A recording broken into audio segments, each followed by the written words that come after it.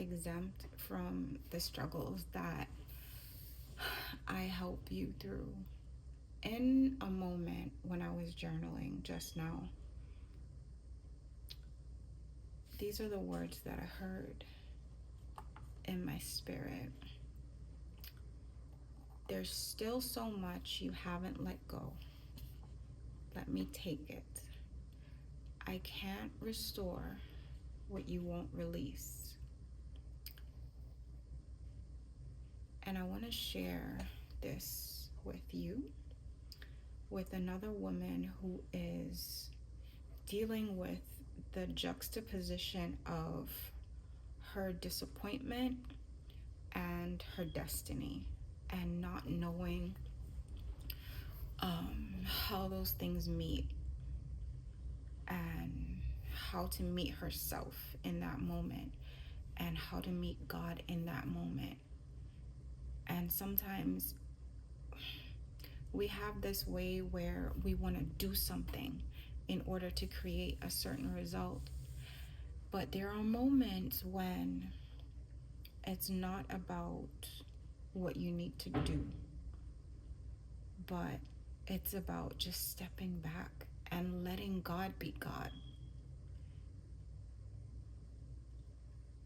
Sometimes we're disappointed because we set deadlines for God to move.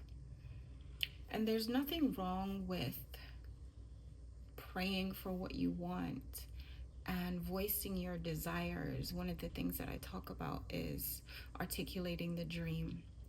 So putting words to what you want, there is nothing wrong with that. But the Bible says that the vision is for an appointed time. When you are disappointed, it means that the time that you expected to achieve or possess or become something has not happened.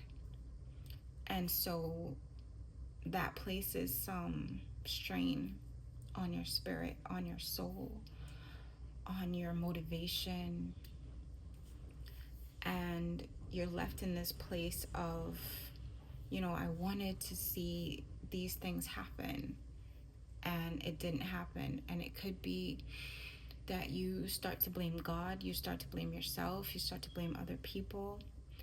And I want to encourage you to just reframe that perspective and get curious. Instead of complaining, instead of allowing your confidence and your faith to fall, get curious and lean into that moment and say, what can I learn here? Or even pray, ask God, what are you doing here?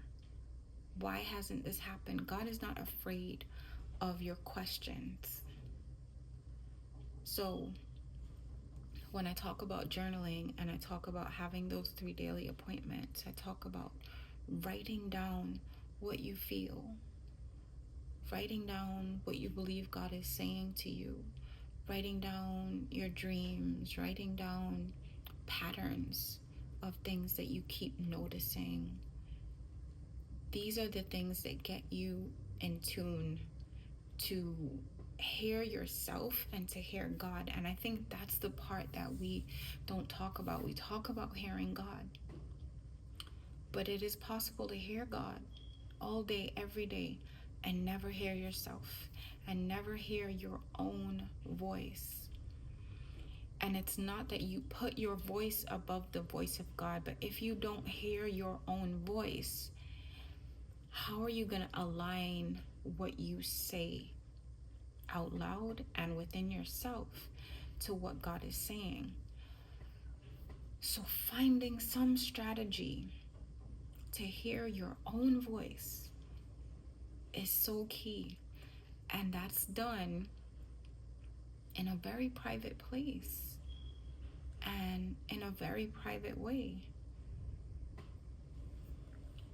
And it's a beautiful thing that we get to sit with God and receive revelation about our own lives, about our own hearts, about our own minds.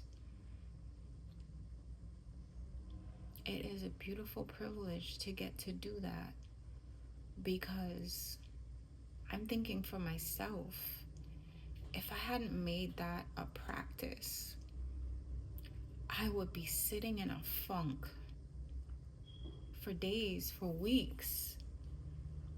You know, when you just feel like something is off, but you don't know what it is, like you can't put your finger on it, and it spills over into everything, into your work, into your relationships, into new habits that you're trying to build, because you can't shake this thing.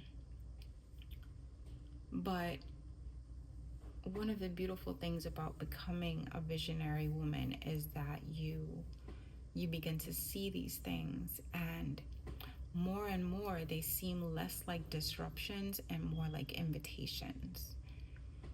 And that's what this moment in my journal is today. It's an invitation to discover and to identify what are those things that I have not let go, so I can let them go, so I can create the capacity within myself to not only believe what I need to believe to receive what God has for me, but also to become who He needs me to be so that I can steward it well.